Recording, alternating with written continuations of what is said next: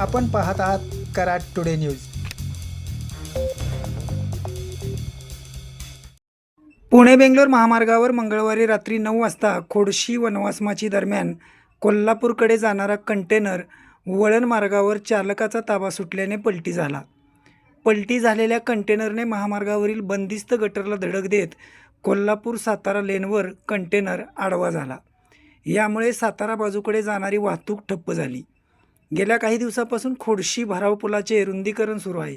त्यासाठी वनवासमाची खोडशी दरम्यान वळण मार्ग करून कोल्हापूरकडे जाणारी वाहतूक वळवण्यात आली आहे। याच वळणावरती रात्री हा कंटेनर पलटी झाला। या अपघाताची माहिती मिळताच DP जैन कंपनीचे PRO तसेच सुरक्षा विभागाचे कर्मचारी, वाहतूक कर्मचारी, महामार्ग पोलीस तसेच खोडशी ग्रामस्थांच्या मदतीने व क्रेनच्या साहाय्याने सदर कंटेनर बाजूला करून रात्री 12 वाजता वाहतूक सुरळीत करण्यात आली। या अपघातात कंटेनरमधील दोघेजण जखमी झाले असून सेवा रस्ता व महामार्ग या मध्यभागी असणारे सिमेंट काँक्रीटचे गटरचे मोठे नुकसान झाले आहे। या अपघातामुळे सातारा बाजूकडे जाणारी वाहतूक सुमारे 3 तास ठप्प झाली होती।